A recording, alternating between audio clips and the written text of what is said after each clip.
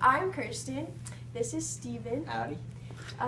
Okay, so we're going to talk about euthanasia.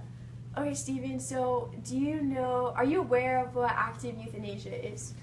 Yeah, I think I've heard of it before. Yeah.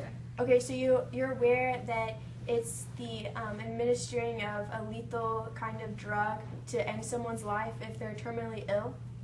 Yeah, that's what I heard about it. Okay.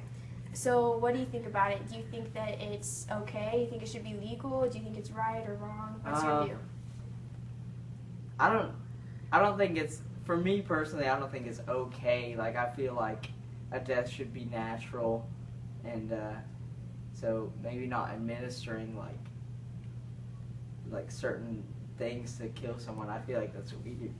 Okay, so you think if somebody has an untreatable cancer and they're going to suffer for the next 2 months of their life before they die, and it's inevitable that they're going to die because there's no cure, and they have the option to go ahead and just end their life right then, do you think that they should be allowed to? That's a toughie, you know? I mean, I've never been in that situation, thankfully, and I don't really, yes, I don't have anyone who's been in that situation really, so, you know, it's hard for me to say, but I feel like God has it in control and He knows what's going on, so I think it's a little, I don't know, maybe prejudgmental. But like, I feel like you should let God take His course in life, and you know, it's always the way you want, but... Okay, well, since you brought up God, don't you agree that God is a merciful and compassionate God? Yeah. So do you think that it would be merciful and compassionate to go ahead and take someone out of their suffering instead of forcing them to live that way? I think it is, but I don't feel like we have I don't think we should have the ability to take that from someone or give it to someone necessarily. Like we could be merciful to people, but I don't know. I think it's a hard topic. So. Okay. So do you think by this conversation your view has been somewhat altered than before? Yeah. I mean, I still don't think it's right, but there's always different ways. Like, oh, what if it's this way? What if it's this way? And it's hard to come with a certain thing. So. Okay. Yeah. Opinion on that? Well, my opinion is that a person in that condition should have the right to make the choice if they want to end their life. But it's got to be qualified that that person is capable of making that decision. A lot of people just think they want to die because they may be suffering in some way. But, there's lots of other options. Prayer always answers a lot of the questions. If it's to the point where someone is at, I'm sorry,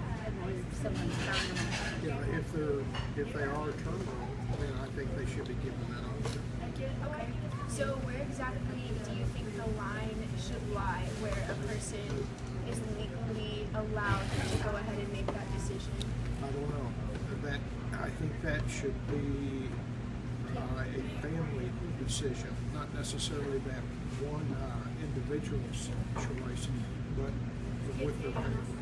Okay. And what would you say in the case of, say somebody has a disease, it's curable, but they still don't want to suffer through all of the trials that they're going to go through with having that disease, but there is a cure. Do you think they should still have the option? Do you think if there's a cure, then they absolutely cannot? They should not be able to end their life voluntarily. Not if there's a cure, not if they can be cured.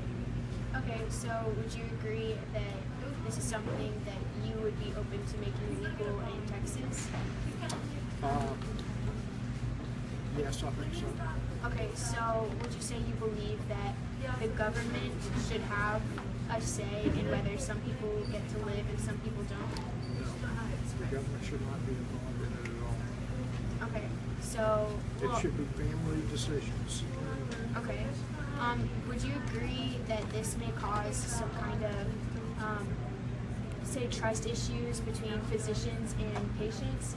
Whenever you go and say you have a terminal disease, if this is illegal, and you have a terminal disease and you go to a physician and your physician is suggesting the option and giving you the option of suicide, do you think that that would kind of cause some trust issues and some like bad feelings for the patient? I don't know if I can answer that. Okay. Okay. Well, since we've been talking about this, do you think your opinion has been changed at all, or your view has changed at all? No, it's just, the questions you ask make it difficult to have a sound decision, I guess, just because, we didn't create our life, God created it. So, who are we to choose to end it? But if it in fact is an end-of-life decision, I think people should have that choice. Okay. Thank you very much. You're welcome. Thing that people should do, because only God can decide when you live and when you die. And I think suicide is wrong. It's a form of murder. So if a person's sick and their level of faith is where they have chosen to not take medication or anything like that, I think that that's their choice. I don't think that's committing suicide. I think if they're 85 years old and they're very sick, I think that they should have that choice, the right to not take medicine, not to go to the doctor. And that's a form of euthanasia called passive euthanasia, and I completely agree with you on that one. And what we're really trying to aim towards is just the topic of active euthanasia, because I think that's the one that's more controversial among citizens, because it's what you're saying. It's actually taking a life, whereas what you're talking about, passive euthanasia, is just as taking away the unnatural forms of medication and sustaining a life, and so letting nature take its course. And I think I would absolutely agree with you on that should be allowed. I don't think anybody should be forced to be on a breathing machine if they can't breathe on their own. So I would really agree with you on That's that. like a living will. When you're in the hospital and you have to have life support, I think you ought to be able to say, no, I don't want it if there's nothing that they can do. But I don't think it should be legalized, because I think that's going to go into a lot of areas. We've got a problem now with our president, who has made a health care program that's disgusting. And what is he going to do to older people when they're very sick and they don't want to die, they want to live, but the government might be able to come in and choose that, they'd have to commit suicide or they'd have to be killed. I think euthanasia, the word, is not right. It's murder. And what you're bringing up is called the slippery slope theory, where if we say we legalize it, what else are we going to be legalizing in another 10 or 20 years? And we have examples, like I can research on examples of societies that have legalized active euthanasia, and here 20 years later, they legalized it some time ago, and here their murder rate, 11% of their deaths in the entire country are due to euthanasia. And that's crazy, and I don't think that's something that I don't want our country to end up there in another decade or 2 decades. I don't think it's right at all. So I think the slippery slope is a huge part to consider whenever you're looking at whether we should legalize euthanasia or not. I think that's a really good point that you're making. So I would agree with you. I think that what y'all can do as young people, this is just something you can add to it. The way that we're going to see things change in this country and not get things like this passed is we're going to have to pray and ask God to bring in somebody that is committed to Him. And whether we say we can't bring God into this country, that is crazy. That's what this country was founded on. And we need to get on our knees and pray for this next election, or we're not going to be a nation. I can't believe we have a president who we have. I know it. I'm on my soapbox. I'm in youth and government at my school, and so I like talking about government and things of that nature. So. Did you guys go to Austin last week? It's okay for a person to have the option to die if they don't want to go through their sickness or whatever. So you're for it? Yes. I think that everyone should decide for themselves. So, when do you think it becomes morally correct to take a life? I don't think it's morally correct Morally to take correct. a life. Yeah. Do you think that it should be legal? What? Like physician-assisted suicide. So if somebody's ill, you think that it should be legal for the doctor to say, "Hey, I can go ahead and take care of this for you." Do you think that that should be legal, or do you think it should still be considered murder? I don't really think the doctor should like suggest it, but I feel like if that's something the person has voiced and they are like mentally able to make that decision, that should be like allowed. But I don't think that should be something doctors are encouraging to people that are sick unless that's something that they're wanting like on their own. You know what I mean? Mm-hmm. So I don't know. No, that's a good answer. Okay. Like, I don't know if that's yes or no. Okay, what if they're going to suffer a lot, but the illness is like treatable or curable, and like it would be fixed later on, but they just don't want to go through all of that? Do you think it would be okay for them to just die, or do you think they should wait it out and wait for the cure? I just think it's like a personal decision. If somebody doesn't want to go through things that they feel like will be like challenging or hard for their family, I think they should be allowed to say, no, I don't want to go through this. I want to go ahead and... Do you think that it should be like applied to things like depression and anxiety and diseases like that? No, I don't think so. I don't know. Okay, what if a patient is too ill to communicate their wishes, but the family decides to end their life? Do you think that's okay? No, I don't think that's okay. It should be like the personal decision.